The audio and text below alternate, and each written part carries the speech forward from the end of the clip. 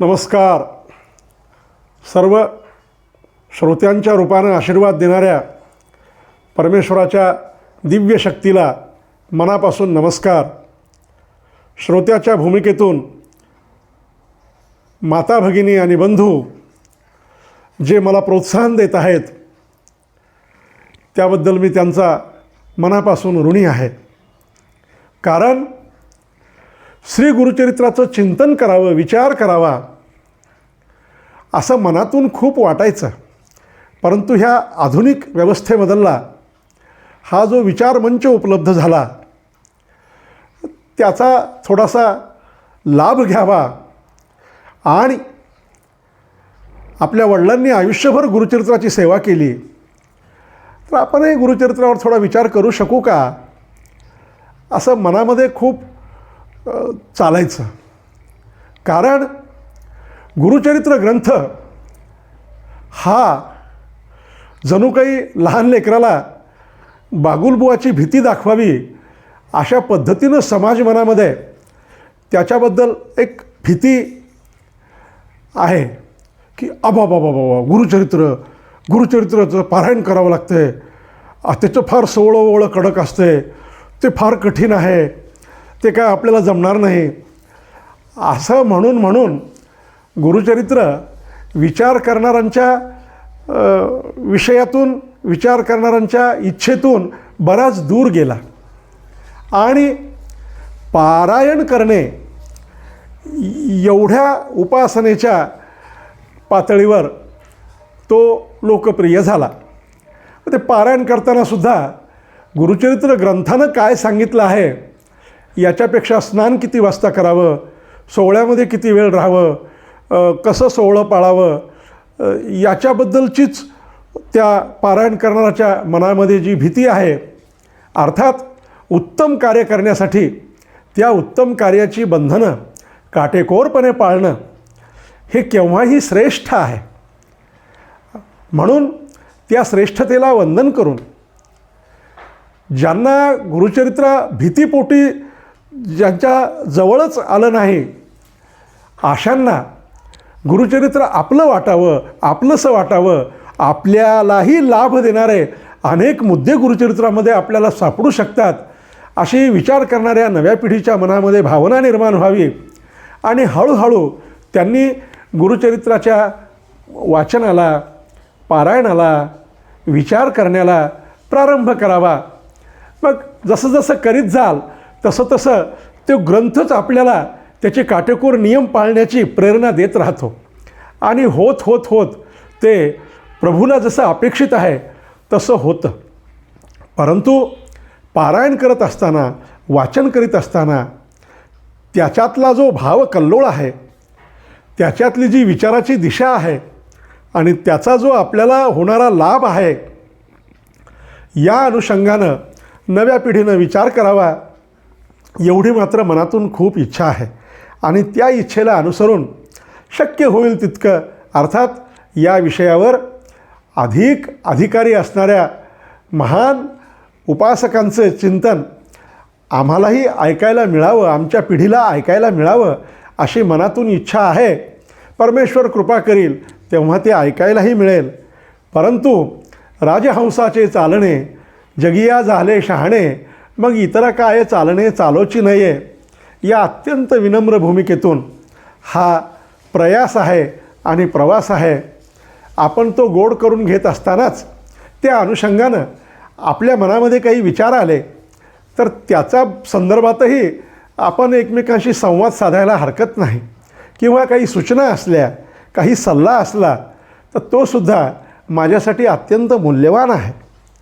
असो, कथेचा अनुषंग आपण जेव्हा पाहत होतो तेव्हा एक आताच्या सध्याच्या विदर्भ, आपला जो महाराष्ट्रातला विदर्भ नावाचा जो भाग आहे त्या विदर्भामध्ये कारंजा येतं. तर या कारंजा, विदर्भातल्या कारंजातून एक 12 वर्षाचा तपस्वी मुलगा आपल्या आईवडिलांना संतुष्ट करून, आनंद देऊन तीर्थयात्रेला निघतो. ही मोठी, आपण ह्याला चमत्कार आपण म्हणत नाहीत, पण खराच जर विचार केला तर आजच्या दृष्टीनं विचार केला तर आज 12 वर्षाचं पोरगं किती चालू शकतंय, त्याची चालण्याची ताकद किती. सज्जन हो, आपल्या देहाच्या साह्यानंच आपल्या देहाचं सामर्थ्य वाढविण्याचं सूत्र या जर पदयात्रेतून आपण घेतलं. आता डॉक्टर सांगतात, मोठमोठे डॉक्टर सांगतात, पायी फिरा, पायी फिरा, पायी फिरा. मग आपण मजबुरीनं पायी फिरतो. परंतु पायी फिरणाऱ्या तीर्थयात्रा करणाऱ्यांची, पायी फिरणाऱ्यांची शारीरिक क्षमता किती उत्तम राहायची. मग तशी आपली राहण्यासाठी किमान या पायी चालण्याकडे आपण आदरानं पाहायला शिकलं पाहिजे.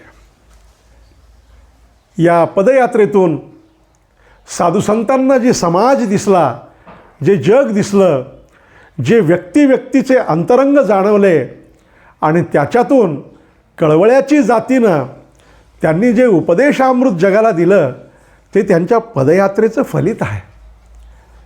असा हा मुलगा पायी निघाला असेल, वय 12 वर्षाचं आहे, कोणी सोबतीला नाही आहे,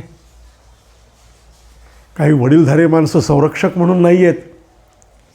बरं काही फार मोठी काय, अजिबात आर्थिक तरतूद नाही आहे. त्या लेकराला भूक लागल्यावर तो काय करीत असेल, तहान लागल्यावर काय करीत असेल, थकून झोप येत असेल का, पोटात अन्न नसल्यावर झोप कशी येईल, त्याचं वयच किती आहे, असा विचार अंतःकरणामध्ये आला.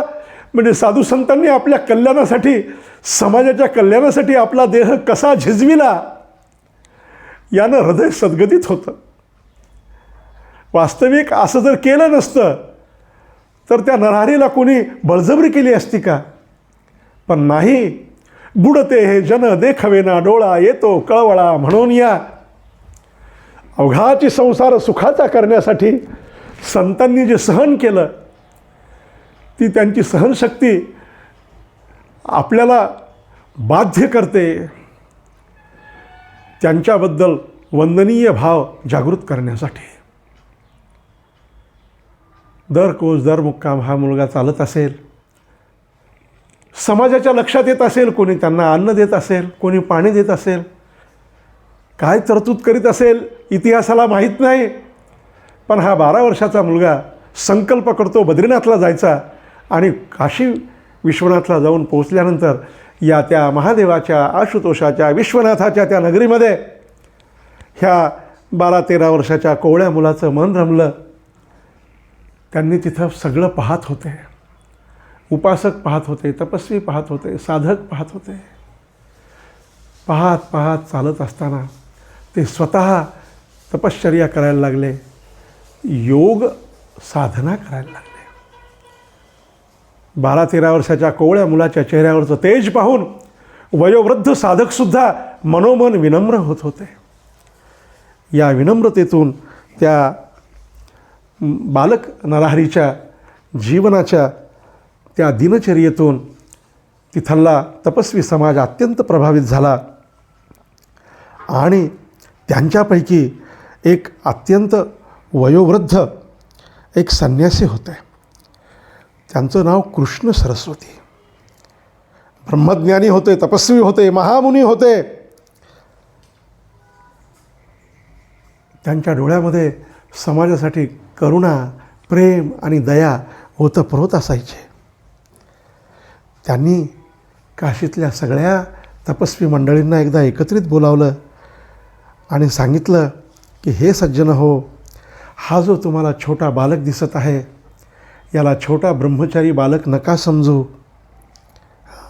हा वयानं धाकटा आहे, परंतु हा अवतार पुरुष आहे, साक्षात दत्तप्रभूचं रूप आहे. तो धाकटा आहे म्हणून त्याला नमस्कार करायचा नाही ही भूमिका ठेवू नका. आपण सगळेजण त्यांना विनंती करू की आम्हाला सर्वांना तुम्हाला नमस्कार करायचा आहे, यासाठी तुम्ही संन्यास स्वीकारा. सांप्रत कलिकालामध्ये संन्यास स्वीकारण्याला तेवढी मान्यता नाही. एक प्रसिद्ध श्लोक येऊन गेलेला आहे की संन्यास, अग्निहोत्र हे कलियुगामध्ये वर्ज्य आहेत. पण असं काही नाही. श्रीमद जगद्गुरू आद्य शंकराचार्यांनी संन्यासाच्या माध्यमातून जी मोठी क्रांती केली, स्वामी विवेकानंदांनी संन्यासाच्या माध्यमातून जी क्रांती केली, म्हणून त्याला समाजामध्ये त्याज्य समजू नये, संन्यास धर्माची पुन्हा प्रतिष्ठा वाढावी यासाठी त्यांना आपण संन्यास घेण्याबद्दल विनंती करू. आणि मग सगळ्यांनी तशी विनंती केली. सगळ्यांनी महाराजांनी, नरसिंह सरस्वतींनी, त्या बाळ नरहरींनी ती विनंती मान्य केली आणि त्या वृद्ध कृष्ण सरस्वतीच्या हातून त्यांनी संन्यास घेतला. कृष्ण सरस्वती जणू त्यांचे गुरु झाले. इथं नामधारक प्रश्न विचारतात की जो जगद्गुरू आहे त्यालासुद्धा गुरु करावा कसा काय लागला? तर त्यावेळेस सिद्ध महाराजांनी सांगितलं आहे की प्रभू रामचंद्र आणि योगेश्वर श्रीकृष्ण यांनीसुद्धा मानवी देहाला आल्यानंतर मानवी मर्यादेचा सन्मान म्हणून आपापल्या गुरुची नितांत सेवा केलेली आहे.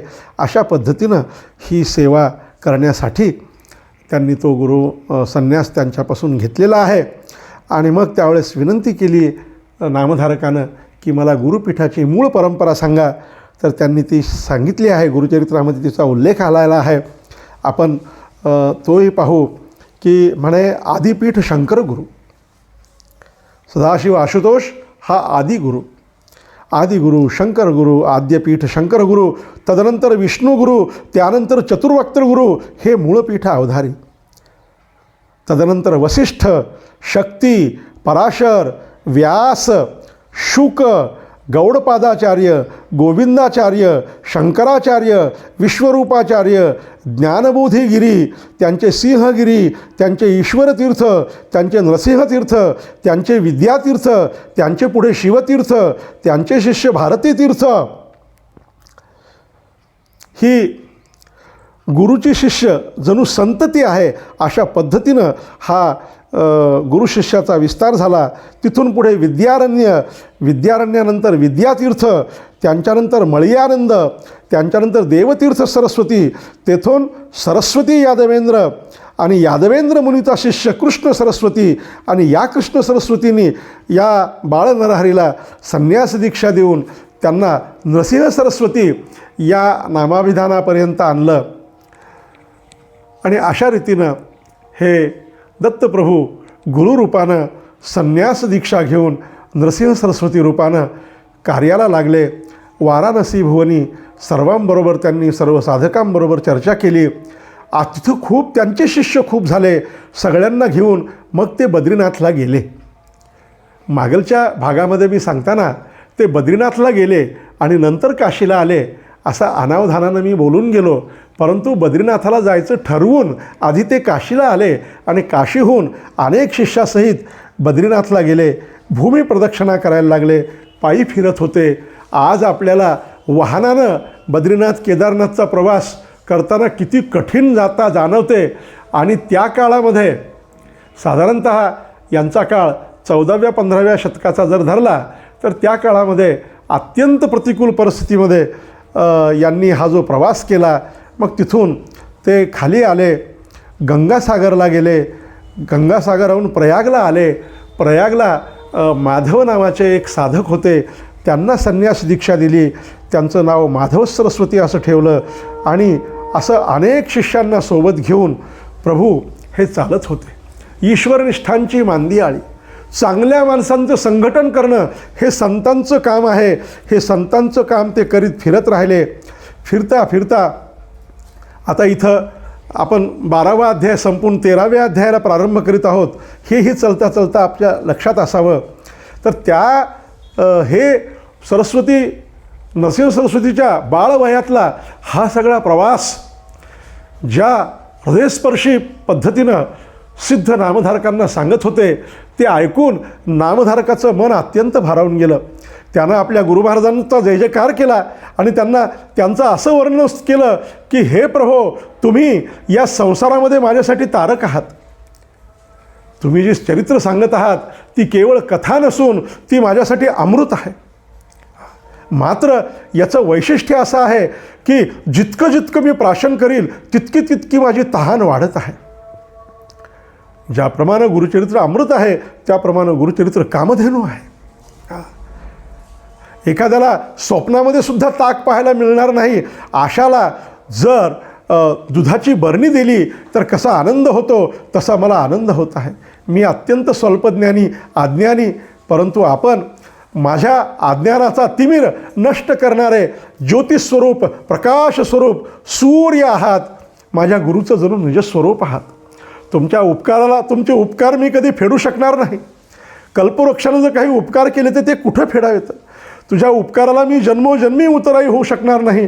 हे गुरुनाथा, प्रयागाला स्वामी आल्यानंतर तिथून पुढे काय झालं ते आम्हाला सांगा, अशी प्रार्थना नामधारकांनी केलेली आहे. या नामधारक सिद्ध संवादामध्ये जेव्हा जेव्हा असा नामधारकातर्फे एक भाव कल्लोळ दाटून येतो आणि तो सिद्धांच्या चरणी अर्पण करतो, तर तो भाव आपल्याला जे ज्ञान देत आहेत त्यांच्याप्रती, गुरुप्रती शिष्याचा तो भाव असावा, हेही याच्यातून समजून घ्यावं. तेही त्याला धन्यवाद देतात, त्याच्याबद्दल धन्योद्गार काढतात.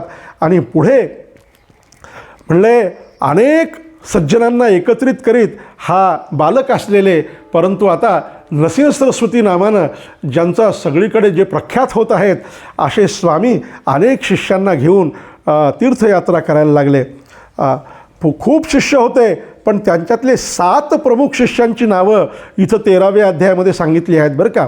एक बाळसरस्वती, एक कृष्ण सरस्वती, एक उपेंद्र माधव सरस्वती, सदानंद सरस्वती, ज्ञानज्योती सरस्वती आणि सिद्ध सांगतात 7वा मी सुद्धा होतो बरं का. म्हणजे नरसिंह सरस्वतींचं वय जेव्हा 12 वर्षाचं होतं, 14 वर्षाचं झालं असेल आता ह्या सगळ्या उपक्रमाच्या अनुषंगानं, तर त्यावेळेस सिद्ध त्यांच्यासोबत होते. आणि ते सिद्ध नामधारकाला हे गुरुचरित्र सांगत आहेत. मग नंतर असंच किती वर्ष फिरले, वयाच्या 12व्या वर्षी घराच्या बाहेर पडले, तर 12 22 आणि पुन्हा 8 18 वर्ष हा सगळा सज्जनांचा मेळावा घेऊन, सज्जन शक्तीला संघटित करून, एकत्रित करून हा ब्रह्मा विष्णू महेश स्वरूप असलेला हा दत्तप्रभू परमात्मा स्वामी नरसिंह सरस्वतीच्या रूपानं संपूर्ण भारतवर्षामध्ये विहार करीत असताना 18 वर्ष फिरल्यानंतर वयाच्या 30व्या वर्षी पुन्हा कारंजाला आले. कारंजाला आले, आईवडिलांची भेट घेतली, आईवडिलांचं दर्शन घेतलं. आईवडिलांना खूप आनंद झाला. अहो, कारंजा नगरीमध्ये तर दिवाळीच सुरू झाली. घरोघरी त्यांना बोलवायला लागले, घरोघरी त्यांची पाद्यपूजा करायला लागले. आमच्या गावाचं भाग्य थोर आहे की आमच्या गावात साक्षात दत्तगुरूचा अवतार जन्माला आला. तिथं त्यांनी जे आईवडिलांना सांगितलं होतं की तुम्हाला 4 मुलं होतील, 1 मुलगी होईल, ती त्यांची बहीणही तिथं त्यांना भेटली. तिला म्हणले, पुन्हा नंतर वृद्धावस्थेमध्ये तुझी माझी भेट होईल.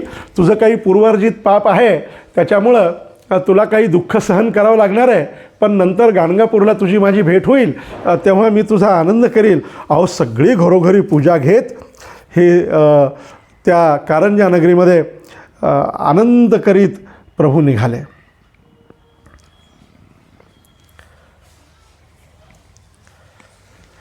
आईवडिलांना आनंद दिला, आईवडिलांना सुख दिलं, आईवडील तृप्त झाले. त्यांच्या अंतःकरणातली पिपासा त्यांनी संपवून टाकली.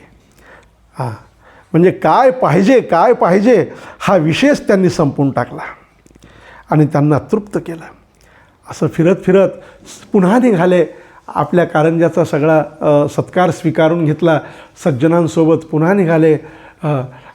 महाराष्ट्रामध्येच फिरत होते. फिरता फिरता ते नाशिक त्र्यंबकेश्वर क्षेत्री आले. मग तिथं गौतमीचा महिमा आपल्याला माहीत असलेली कथा आहे की गौतम ऋषीला गंगा आणावी म्हणून एक माईक गाय केली त्यांनी. मग ते दर्भ मारलं, ते मग गोहत्या झाली का, मग ते पापाचं निरसन करण्यासाठी गोदावरी गंगा आणा, अशी ती कथा आहे. त्या कथेतून आपण थोडंसं पुढं जाऊ. पण गौतमीच्या तटाकावर आले. गौतमीच्या तटाकावरून येता येता फिरत फिरत असताना ते बासरला आले. बासरला आल्यावर त्यांनी एक बासरच्या गोदावरीच्या किनाऱ्यावर सकाळच्या वेळेला काही स्नान संध्या तपश्चर्या साधना करत असताना ते बसलेले असताना त्यांनी एक असं दृश्य पाहिलं की एक अत्यंत कृश ब्राह्मण गंगेमध्ये जीव द्यायला जात आहे. असे आपल्या माणसांना म्हणले, अरे अरे अरे ते मरतंय म्हणले, त्याला धरून आणा धरून आणा. त्याला धरून आणलं. म्हणले का असं का करायला तुम्ही? तर ते म्हणलं, प्रभू माझी अशी अडचण आहे की मी एक घास जरी अन्न खाल्लं तर माझ्या शरीराला प्रचंड यातना होतात, माझं पोट भयंकर दुखतं आणि कधी पक्षामासाला 15 दिवसाला महिन्याला थोडं खातो तर माझा जीव कासावीस होतो. इतके वर्ष हे सगळं सहन केलं, आता मला सहन होईना. आता मला वाटायलं की हे सहन करण्यापेक्षा मरून गेलेलं बरं. अरे अरे अरे म्हणले, नको मरू, माझ्याजवळ औषध आहे. संत सर्वांचं औषध आहेत बरं का, माझ्याजवळ औषध आहे. तितक्यात यांचं हे बोलणं चालू असताना त्या गावाचा ग्रामाधिकारी त्या ठिकाणी आले. त्यांनी पाहिलं हा कोणीतरी दिव्य तेजस्वी सत्पुरुष आहे. त्या ग्रामाधिकाऱ्यांनी त्यांना साष्टांग प्रणिपात केला, नमस्कार केला. त्यांनी विचारलं, कोण आहात आपण? ते म्हणले, माझं नाव सायमदेव आहे. सायमदेव बासरला बरं. हेच सायमदेवांचा 5वा वंशज हे सरस्वती गंगाधर आहेत. आणि सायमदेव सिद्ध एकाच काळात होते. आता नामधारकाला सांगणारे सिद्ध हे सरस्वती गंगाधराच्या प्रतिभेतून प्रगट झालेलं दैवीरूप आहे का प्रत्यक्ष सिद्ध त्यांना एवढं दीर्घायुष्य लाभलेलं आहे हे काही आपण जाणू शकत नाहीत. परंतु सिद्ध सायमदेव आणि नरसिंह सरस्वती हे एकाच काळामध्ये होते. सायमदेवांनी प्रभूंच्याकडं पाहिल्यानंतर त्यांना अशी इच्छा झाली की त्यांना आपण घरी बोलवावं, त्यांना जेवायला बोलवावं. तर ते सायमदेवाला नरसिंह सरस्वती म्हणाले की अहो म्हणले, हा एक ब्राह्मण आहे, याला माझ्याकडे एक मी औषध देतो, त्याला तुम्ही जेवू घाला. ते म्हणले, प्रभो तुम्ही जेवायला या, कारण ह्याला अन्न खाल्लं की काय यातना होतात हे आम्हाला माहीत आहे. आणि मग त्यांना खूप थाटमाट केला महाराजांचा. घरी मोठी पाद्यपूजा केली. सगळं ग्रामाचा अधिकारीच होता, गावातली अनेक प्रतिष्ठित मंडळी जमली. अत्यंत दैवी पूजा. सिद्धांनी त्या पूजेचं फार सुंदर वर्णन केलेलं आहे. मी तिथं होतो म्हणले, मी ती प्रत्यक्ष पाहिलेली आहे. आणि अशा सायमदेवाचा पूजा घेतली, त्यांच्याकडे जेवण केलं. आणि तो जो अन्न खाल्लं की यातना होणारा जो गृहस्थ होता त्यालाही पोटभर खाऊ घातलं. त्याचं पोट दुखणं बंद झालं. आता पुन्हा इथं गडबडून जाऊ नका, काय खरं स्वामींची कमाल आहे, असं झालं की नाही? ठीक आहे, हे असं झालं, परंतु वेदनेचा नाश करणं, यातना संपवणं हाच संतांचा अवतार आहे. पोटामध्ये अन्न गेलं आणि पोट दुखलं, त्याचं पोट दुखणं थांबवलं, ही गोष्ट आपण आत्ता ऐकली. पण त्याचबरोबर आपण आपल्या जीवनामध्ये जे जे ग्रहण करतो ते सगळं ग्रहण केल्यामुळं आपल्याला जो त्रास होतो तो सगळा त्राससुद्धा साधुसंत निवारण करतात, हेही या निमित्तानं लक्षात ठेवावं. आणि अशा पद्धतीनं त्यालाही तृप्त केलं, त्यालाही आरोग्य दिलं. सायमदेवाची पूजा घेतली, सायमदेवाकडे राहिले. ते तर म्हणला होता वर्षभर तुम्ही इथं राहा. आणि तिथं राहिल्यानंतर दुसऱ्या दिवशी जेव्हा सायमदेव त्यांच्या समोर आले तेव्हा सायमदेवाच्या चेहऱ्यावर अत्यंत दुःख, भीती आणि चिंता दिसली. स्वामींनी विचारलं, का हो, काय चिंता आहे? तुमचा चेहरा एवढा म्लान का आहे? त्यावेळेस सायमदेवानं जे सांगितलं ते काय आहे याचा विचार आपण करणार आहोत याच चरित्रामृताच्या पुढच्या भागामध्ये. तोपर्यंत अवधूत चिंतन श्री गुरुदेव दत्त.